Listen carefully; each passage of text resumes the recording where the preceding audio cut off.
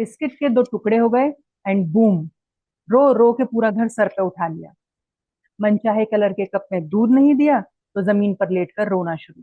कई बार तो रोने के रिएक्शंस इतने रीजंस इतने फनी होते हैं कि दीवार पे लगी मिट्टी क्यों नहीं निकल रही, केला अंदर से भी येलो क्यों नहीं है, मेरी आइसक्रीम ठंडी क्यों है। तो कभी माय गॉड। घर पर ढेर सारे टॉयज होने के बाद भी मॉल में सेम टॉयज लेने की जिद पूरी ना होने पर जोर से पैर पटक कर सीन क्रिएट करना। Sound familiar? अगर आप भी एज अ पेरेंट ये सिचुएशन आए दिन फेस कर रहे हैं और सोच रहे हैं कि मेरा बच्चा इतनी छोटी सी बात पर इतना क्यों रोता है या रिएक्ट करता है, तो कहीं जाइएगा नहीं। आज का एपिसोड आपके लिए ही है। और ऐसे में हमारे घर के बड़े या आसपास के लोग जाने अनजाने ही तुरंत उस बच्चे पर एक टैग लगा देते हैं। बहुत जिद्दी हो गया है, कितना बदतमीज बनता जा रहा है, लो फिर से इसका ड्रामा शुरू। या यही तो ज्यादा लाड़ प्यार का नतीजा है। और करो पेरेंटिंग अपने हिसाब से। But let me clear the biggest myth today. Toddlers आपको हार्ड टाइम नहीं दे रहे होते हैं, वो खुद एक बहुत बड़े मेंटल और फिजिकल ट्रांजिशन से गुजर रहे होते हैं। तो नमस्कार दोस्तों, मैं हूं वर्तिका और आप सुन रहे हैं कहीं सुनी। अगर आपको लगता है कि आपका बच्चा बिना किसी वजह के टेंट्रम्स थ्रो कर रहा है, तो आप उनके ब्रेन में होने वाले सबसे बड़े चेंज को मिस इंटरप्रेट कर रहे हैं।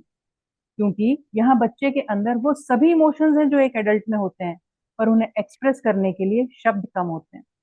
तो आज हम जानेंगे कि टॉडलर्स के आंसुओं के पीछे की असल वजह क्या होती है, मेल्ट डाउन और बैड बिहेवियर में क्या फर्क है, और कैसे आप उनके डेली टेंट्रम्स को इमोशनल कनेक्शन में बदल सकते हैं। बिल्कुल।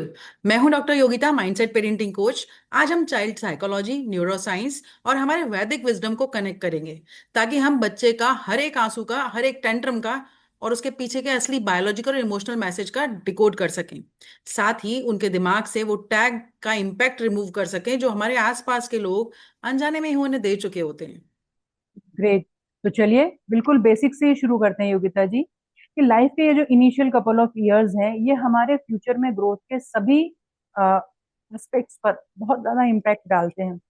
तो इस छोटे से टाइम में बच्चे के दिमाग में इतनी जबरदस्त तेजी से डेवलपमेंट हो रहा होता है, मतलब हर एक सेकंड में 10 लाख से भी ज्यादा न्यूरल कनेक्शन बन रहे होते हैं।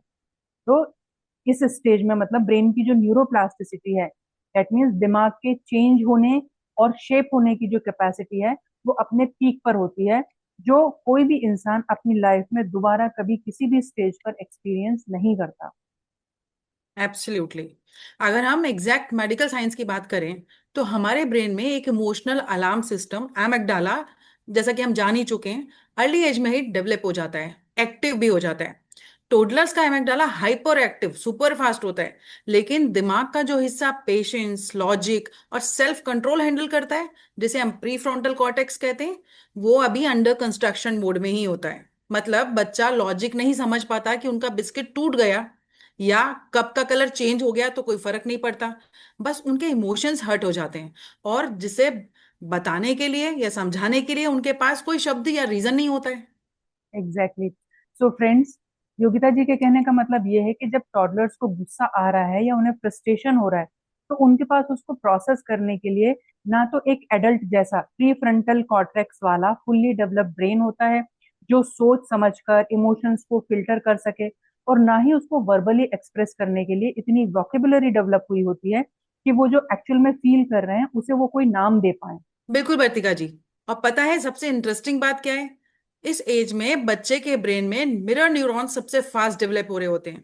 इसका मतलब बच्चा आपकी बातें सुनकर नहीं, बल्कि आपको कॉपी करके सीखता है, आपको मिरर करता है। अभी उनके पास ज्ञान देना, उनको समझाना वैसा ही है जैसे कि अंडर कंस्ट्रक्शन बिल्डिंग के इंटीरियर डिजाइन को प्लान करना। कोई फायदा नहीं होता। वो सिर्फ वही करेगा जो आपको करते हुए देखेगा। और सिंपल रूल है कि पेरेंट्स किसी भी सिचुएशन में जितने काम रहेंगे, बच्चा उतना ही इमोशनल बैलेंस सीखेगा। किसी भी सिचुएशन में आपका रिएक्शन और रिस्पॉन्स ही उसके ब्रेन के नए न्यूरल पाथवेज की डायरेक्शन डिसाइड करेगा।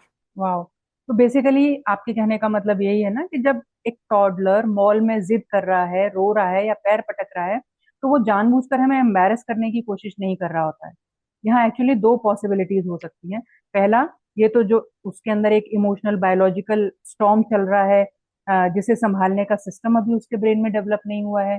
या फिर वो उस बिहेवियर को कॉपी कर रहा है जिसे उसने अपने किसी करीबी को करते हुए देखा होगा। बिल्कुल बिल्कुल सही कहा भारतिका जी, ये बात 100% सच है।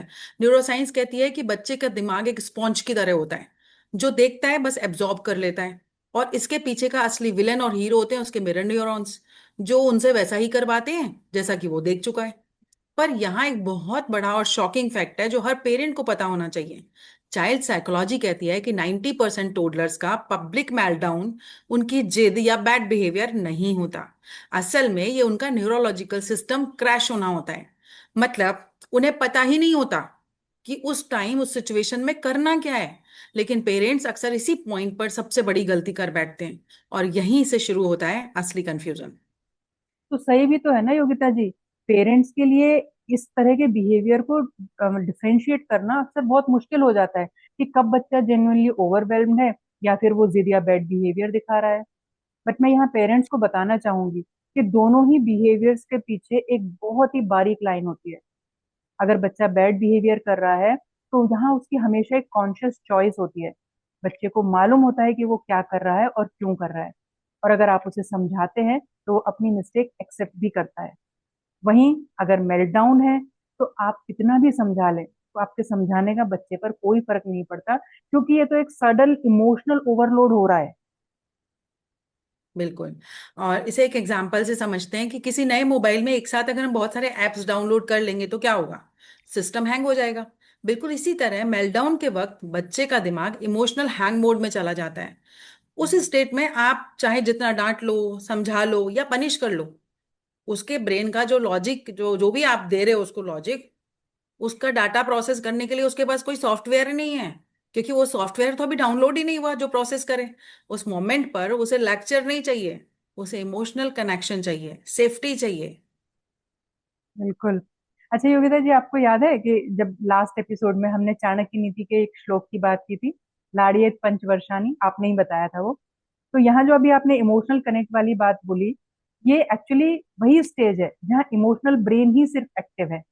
तो आपको बच्चे के साथ इमोशनल कनेक्शन ही बिल्ड करना है, जिसके लिए कुछ चीजें करनी होंगी। जैसे आपको पहले तो अपने बच्चे को समझना है, उसके भावनाओं यानी कि इमोशंस को आपको एक्सेप्ट करना भी बहुत जरूरी है। और उसके बाद ही कहीं आप उसको कोई शिक्षा दे सकते हैं या कोई डायरेक्शन उसको दे सकते हैं।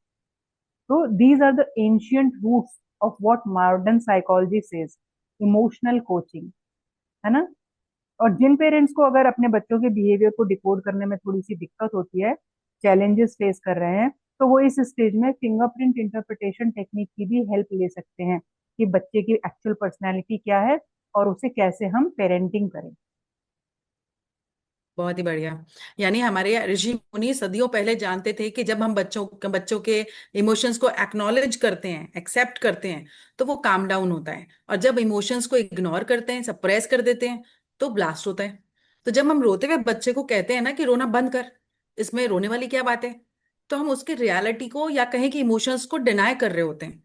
और इससे उसका एमेगडाला और ज्यादा एक्टिव हो जाता है, क्योंकि इमोशंस और बढ़ गए। उसके इमोशंस अनएड्रेस रह जाते हैं, जिन्हें एक्नॉलेज ही नहीं किया गया। और धीरे धीरे वो इमोशंस सप्रेस होकर बॉडी में ही कहीं स्टोर हो जाते हैं, जो इन फ्यूचर डिफरेंट फॉर्म्स में सामने आते हैं। बच्चे इस एज में दुनिया को सिर्फ इमोशनल सेफ्टी से समझते हैं। ये वक्त उन्हें हार्श पनिशमेंट देने का या उनसे इमोशनली दूर होने या बात बंद कर देने का बिल्कुल भी नहीं होता।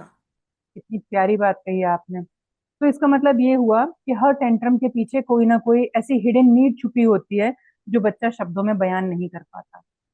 मतलब ये एक आइसबर्ग के जैसा है। हम सभी ने देखा है आइसबर्ग टिप छोटी सी होती है, अंदर कितना गहरा होता है। सो बिहेवियर जो है बच्चे का, टेंट्रम जिसे हम कह रहे हैं, वो आइसबर्ग की सिर्फ एक विजिबल टिप है जो पानी के ऊपर हमें दिखाई देती है। लेकिन पानी के नीचे छुपी होती है उसकी असली साइकोलॉजिकल और इमोशनल नीड। और वो नीड कुछ भी हो सकती है, जैसे भूख, हंगर, फटीग, थकान, ओवर स्टिमुलेशन, या फिर सिर्फ एक अटेंशन चाहिए उसे फिजिकल प्रॉक्सिमिटी के लिए। चाहत है उसकी बिल्कुल कि आप उसे टच करें। बिल्कुल। बहुत ही बढ़िया। क्योंकि इस एज में उनका वोकेबलरी लिमिटेड होता है, और अगर उन्हें थकान चिड़चिड़ाहट है भी, तो वो क्या कहेंगे कि mamma my nervous system is exhausted, मुझे भूख लग रही है। बिल्कुल नहीं, वो सीधे चिल्लाना और रोना शुरू कर देंगे। यहाँ काम आती है हमारी साइकोलॉजी की world famous research, the hold theory, halt theory. Behavioural science कहता है कि जब बच्चा मेल्टडाउन मोड में हो तो सबसे पहले चार चीजें चेक करो। वो हंग्री है, एंग्री है, लोनली फील कर रहा है, या थकान है उसे। जैसा मॉडर्न साइकोलॉजी के पायनर्स ने हमेशा कहा है, child's behaviour is not a threat, it is a cry for help. बच्चे का बिहेवियर ही उसकी असली लैंग्वेज है। जब उनके पास वर्ड्स फेल हो जाते हैं तो उनके दबे हुए इमोशंस बिहेवियर बनकर बाहर आते हैं। वो बिहेवियर जो वो कॉपी कर रहा होता है, जहां भी कहीं से उसने सीखा है उन चीजों को। पेरेंट्स का असली काम उनके फिजिकल बिहेवियर को पनिश करना नहीं है, बल्कि उनके अनएक्सप्रेस वर्ड्स को रीड करना है और उनके इमोशंस को एक सही नाम देना है। उनसे इमोशनली कनेक्ट करना है। जब आप उन्हें पूरी तरह सुनते हैं, तभी उनका ब्रेन सेफ और कंफर्टेबल फील करता है। तो चलिए हम दो एक्शनेबल पिलर्स आपके साथ शेयर करते हैं। और पहला पिलर है कनेक्ट बिफोर करेक्ट। जब बच्चा रो रहा है, पहले उसके आई लेवल पर आइए, उसे हक कीजिए, उसके साथ साथ बैठिए, उसका हाथ पकड़िए, उसकी फीलिंग्स को वैलिडेट कीजिए, बच्चे से कनेक्ट कीजिए। करेक्शन बाद में आएगा। जब बच्चा सेफ फील करेगा और आपसे अपनी बात शेयर करने की कोशिश करेगा, तब आप उसके इमोशंस को नाम देकर बताइए कि नेक्स्ट टाइम के लिए उसे कैसे उस पर्टिकुलर इमोशंस पर रिएक्ट करना है। आपका काम रहना ही बहुत बड़ी चीज होगी बच्चे के लिए, और वो उसी को कॉपी भी करेगा। कितना प्यारा टेक्निक आपने बताया। अच्छा, दूसरा पिलर जो है ना योगिता जी, वो है ऑटोनॉमी, यानी आजादी। बच्चे की आजादी से जुड़ा हुआ है। जैसा हम सभी यस। जानते हैं कि 6 मंथ तक तो बच्चे को पता ही नहीं होता है कि वो अपनी मदर से अटैच है या दूर हो गया है। तो धीरे धीरे जब उसकी आइडेंटिटी ग्रो करने लगती है, तो ये जो एक फेज आती है 1.5 से 3 साल तक की, यहाँ पर एरिक एरिक्सन के मुताबिक जो बच्चा है वो autonomy versus shame and doubt stage में होता है। वो अपनी इंडिविजुअलिटी को डिस्कवर कर रहा होता है। इसलिए उसे आपका कंट्रोल नहीं चाहिए कि आप उसे बोलें कि नहीं तुम यही खाओ, नहीं तुम यही कप में लो। आप उससे चॉइसेस दीजिए। जैसे उससे पूछिए कि आज रेड कप यूज करना है या ब्लू कप यूज करना है, आज ये वाली शर्ट पहनना है या पिंक वाली शर्ट पहनना है। तो ये जो छोटी छोटी सी चॉइसेस हैं, ये उसके कॉन्फिडेंस को बिल्ड करती हैं। जैसे मैं मेरे बेटे का ही अगर एग्जांपल दूं, तो इस एज में जब वो था, तो अगर आप उसका वार्डरोब या उसके टॉयज देखते, हर एक चीज येलो कलर की थी और ये उसकी चॉइस थी। बहुत ही बढ़िया। सो फाइनली आज हमने समझा कि हर टेंडर एक प्रॉब्लम नहीं है, वो आपसे कनेक्ट करने की एक अनएक्सप्रेस्ड रिक्वेस्ट है। उसके वो इमोशंस हैं जिसके बारे में उसे खुद भी नहीं पता। साथ ही उसका सेफ जोन आप हो, जहां से वो सेफ्टी और प्यार की उम्मीद रखता है, ज्ञान और पनिशमेंट की नहीं। बिल्कुल। तो इस एज में एक बच्चे को जैसी केयर, न्यूट्रिशन, माहौल से स्टिमुलेशन मिलता है, वो उसके ब्रेन के डेवलपमेंट को शेप करता है। पॉजिटिव और प्यार भरे एक्सपीरियंस से न्यूरल पाथवेज स्ट्रांग होते हैं, जो उसे अपने डिसीजन कॉन्फिडेंटली लेने की हिम्मत देते हैं। जबकि आपका नेग्लेक्ट या स्ट्रेस उन्हें कमजोर कर देता है, जिसका सीधा असर बच्चे की फ्यूचर लर्निंग, हेल्थ और इमोशनल स्ट्रेंथ पर भी पड़ता है। और इसी वजह से जब बच्चा हर बात पर रोता है, तो हम उसे चुप कराने के लिए ओवर प्रोटेक्ट करने लगते हैं। पर यहाँ क्या वो सच में प्यार है? तो कही सुनी के अगले एपिसोड में हम बात करेंगे एक और बड़े टॉपिक पर, लाड़िए, प्यार या ओवर प्रोटेक्शन के बीच की पतली सी लाइन। जब आपका प्यार बच्चे का कॉन्फिडेंस बनता है और कब वही ओवर प्रोटेक्शन उसकी रेजिलियंस को खत्म कर देता है। और ये जानने के लिए हमारे चैनल कही सुनी को सब्सक्राइब कीजिए। जुड़िए हमारे साथ अगले एपिसोड में। और तब तक याद रखिए कि कही सुनी उन बातों की आवाज है जो बच्चे कह नहीं पाते और पेरेंट्स समझ नहीं पाते। जय भारत। जय भारत।